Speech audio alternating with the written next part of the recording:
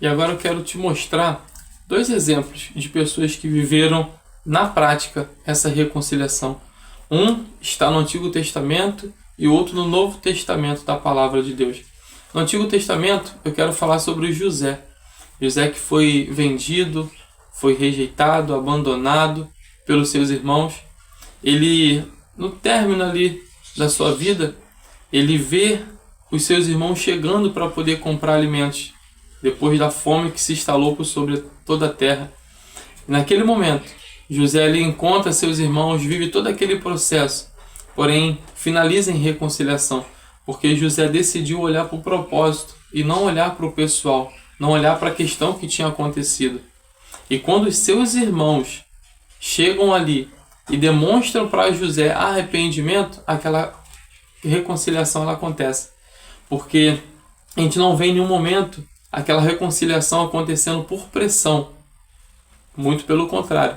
A partir do momento em que eles se arrependem, que eles entendem o que eles fizeram, José e seus irmãos vivem aquela reconciliação. E José traz toda a sua família para que ele pudesse cuidar, cumprindo o propósito do sonho que ele teve lá atrás. Então José, ele é o primeiro personagem em que nós trazemos aqui para denotar uma reconciliação. Porque mesmo em meio a tudo que José viveu, ele conseguiu ver que era possível reconciliar aquele relacionamento, se reconciliar com a sua família. E o segundo personagem, que está no Novo Testamento, é o filho pródigo. Ele decide pedir a sua herança ao seu pai, algo que só iria acontecer, só poderia acontecer após a morte do seu pai. O que ele está querendo dizer é que não fazia mais sentido para ele estar na presença do pai, que o pai para ele já havia morrido na sua mente, no seu coração. E ele decide ir para o mundo, viver a sua vida. E quando ele está vivendo aquele declínio na sua vida, já numa situação totalmente deplorável, desejando comer as comidas, a lavagem do porco, o texto diz que, caindo em si, ele lembra que os funcionários do seu pai haviam comida, tinham comida para ele, tinha roupa para eles. E ele fala, voltarei e serei como um deles. Só que quando ele vem se encontrar com o pai, a gente vai ver um dos encontros extraordinários que a Bíblia nos apresenta, que é o encontro entre a graça e o arrependido. O encontro entre a misericórdia e aquele que será perdoado. E aí sim acontece a reconciliação. Porque quando esse filho se aproxima, o pai corre ao seu encontro, o abraça, o beija, troca a sua roupa, troca o seu anel, troca as suas sandálias e restaura a comunhão com aquele filho. Porque, como eu disse, a reconciliação ali só foi possível porque o arrependimento e o perdão, eles decidiram andar de mãos dadas. E já começando a finalizar, eu quero deixar para você algumas frases, algumas verdades sobre a reconciliação. A primeira, reconciliação sem transformação é possibilidade de novas feridas. Não é possível uma reconciliação quando não se há mudança, quando não se há arrependimento, confissão e transformação naquilo que levou a queda, a separação da comunhão primária. Segunda verdade, a reconciliação é uma possibilidade que depende da verdade, do arrependimento e da transformação e restauração da confiança. É aquilo que nós já estávamos falando no decorrer de toda a aula. Próximo, quem se reconcilia com Deus encontra força para reconciliar-se consigo mesmo e com o próximo. Isso também é uma grande verdade. Quando nos reconciliamos com Deus, nós encontramos força para nos reconciliarmos com nós mesmos e com o nosso próximo. Nenhum relacionamento é restaurado apenas com palavras. A mudança de vida confirma o arrependimento. É a metanoia, é a mudança de atitude, é a mudança das práticas antigas, das práticas errôneas para um novo estilo de vida.